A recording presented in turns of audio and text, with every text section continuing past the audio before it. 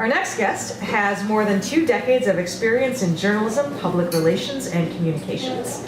He was the co-founder, editor, and publisher of Gaper's Block, an award-winning Chicago-centric news and events online magazine from 2003 through 2015. He has developed online content for a wide range of corporate clients and has taught online journalism at Columbia College and Loyola University in Chicago. He is also the host of 20 by 2 Chicago, a show in which 20 interesting people have 2 minutes each to answer one question, and co-host of Tuesday Funk, a long-running monthly reading series you may have heard of. Please welcome Andrew Huff.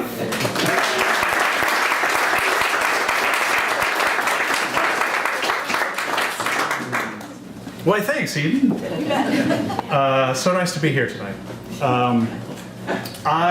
If you've been to Tuesday Funk before, you know that Eden and I normally will jump in and use the audience to our advantage to read a little bit of our own work. And normally I would just be up here doing a quick couple of topical haiku ripped from the headlines. And since I jumped in very last minute, this is just a couple hours ago, I already wrote some, so I'm going to share them before I read my real piece. So, thank you for coming, despite both an ice storm and State of the Union. That's a haiku. Do cold toilet seats sting less if your butt is already cold?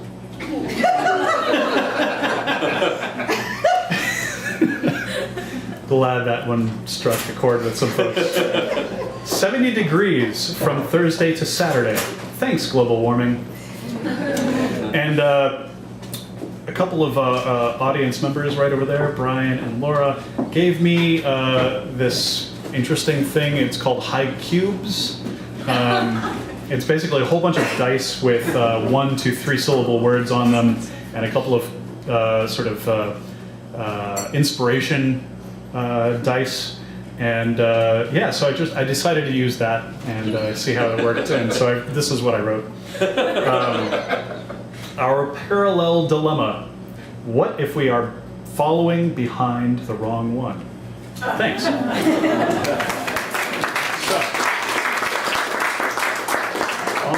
on to the real thing. All right, so on Friday I read this piece at a show called Serving the Sentence, which happens, it was at Heartland Cafe, RIP. It's now at, I believe it's called Bar 626, up at Morse and Glenwood. The show, the conceit of this show, the sort of the format is that every reader starts with the same sentence, which is chosen at the previous show by the audience. It's a really fun show. I believe it's on the 3rd Tuesday of the month, or maybe it's the last Tuesday. I'm blanking. But Serving the Sentence on Facebook if you want to learn more. It's a great show. I've done it a couple of times. It's a lot of fun. I did this piece at a Filet of Solo show that they did special. And so this first sentence was one that I shared with 4 other people. Courage is for other people. It took courage to go door to door selling vacuum cleaners, and that was something Terry was just not prepared to do. She was much happier handling phone orders in the office, safely shielded from the cloying smells billowing from some stranger's kitchen, the irritating children banging into her feet with their toy cars, the beastly dogs barking at the loud machines. Sure, she may only answer a dozen calls on an average weekday, and maybe only 4 a week turned into actual purchases, but that more than covered her salary, piddly as it was, and the commission gave her some pocket money at the end of the month. She bought herself some very nice new penny loafers in May, in fact, and had that twin set on layaway for her at Dayton's nearly paid off. Pataki Pneumatics was doing just fine by Terry Melman, and she was fine with it.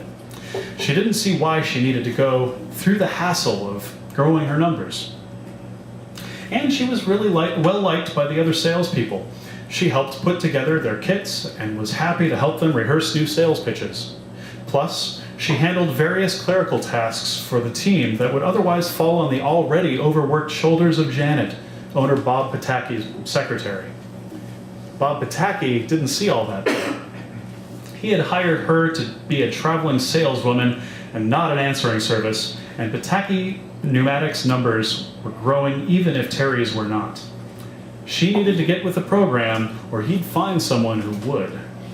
Nevertheless, in a year with the company, Terry hadn't spent more than a week knocking on doors.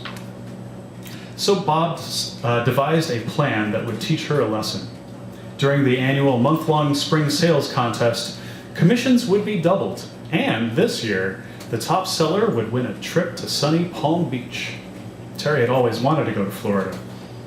The palm trees and warm sand called to her. She had to win that trip. So she got to selling.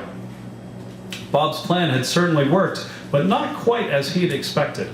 Terry had gone on a few house calls, but they were prompted by her new sales technique, calling potential customers and pitching them on a new vacuum, rather than simply waiting for the phone to ring. And Terry was terrific at it. She knew the whole product line, the power of each Pataki pneumatic vacuum. From the Bachelor Broom to the Pneumatic Deluxe, and spoke so persuasively of the virtues of each model that customers couldn't help but get sucked in like so much dry cereal on carpet. Thus, after a month, Terry was feeling good about her chances for that vacation.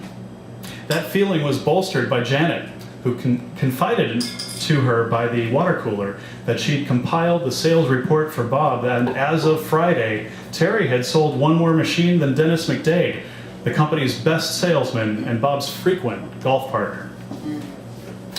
So finally the big day came, and over lunch the sales team gathered at the back of the showroom where Bob awkwardly set up an easel covered in a green cloth. Dressed in a light blue suit and with the fluorescent lights reflecting white arcs in between the strands of his comb-over, he looked out on the group and smiled. I've got to hand it to you folks. You really got out there and shined. This was our best March since before the war. After a pause for light applause, he pulled the cloth off the chart next to him. Terry gasped. At the top was Dennis. Second was Ken Roberts, and third was Bob himself. Terry was seventh, in between Kelly Smith and Ron Davidson, who had been out sick for half the month. I know. Her mouth closed and pulled tight, and her eyebrows angled down to meet it. Bob was reaching out to shake Dennis's hand when she finally found she had some courage after all. "Excuse me, Bob," she almost shouted, startling everyone, including herself. In a more normal tone of voice, she asked, "How were these numbers tallied? I happen to know I sold more, at least as much as Dennis, and possibly more." The other salesmen were now looking from her to Bob, whose smile began to fade, making his face look like he had smelled gas. "Well, Terry, had you read the contest memo closely, you would have noticed that the contest was for in-home purchases only. Phone orders don't count." He turned back to Dennis and resumed shaking his hand. "Are you serious, Bob?" exclaimed Ken. Terry had always liked Ken. "Terry busted her butt this month, and you're going to pretend that didn't happen because she was on the phone? That stinks." Bob grimaced and turned back to Dennis, who was now withdrawing his hand. "Ken's right, Bob. If Terry sold more than me, she should get that vacation," Dennis said. "Fair is fair." Bob turned red and tucked his chin like he had indigestion. The assembled sales force of Pataki Pneumatic stared at him with a mixture of shock, disdain, and consternation. He glanced over at Terry, whose eyes were glassy with tears now as she glared at him. All right, he said, defeated. Terry's sales numbers count, and that does put her ahead of Dennis. I'm very sorry, everyone. Terry, enjoy Palm Beach." The next 2 months went by very quickly, And despite the unpleasantness of the contest, Bob's plan seemed to be successful after all. Terry kept her numbers up, still mostly by phone, but she was making more and more house calls as the weather now warmed up. What Bob didn't know was that he had indeed motivated her to find a new job. Most of those so-called house calls were in fact interviews, and near the end of May, she got an offer, a telephone sales job with a growing new insurance company across town. She put in her 2-week notice and vacation notice at the same time, leaving Bob's office while his mouth still hung open, his face turning red. Janet winked at her as she walked confidently back to her desk. Terry's last bit of revenge came around the time she woke up in her Palm Beach hotel. You see, one of Terry's clerical jobs had been to place the weekly ad for the Sunday Circular. The task would be one of her last at Pataki Pneumatics, so she hatched a plan to teach Bob a lesson. Once he headed out to lunch on Friday, Terry had called the newspaper and passed along updates for the next ad, including some special modifications.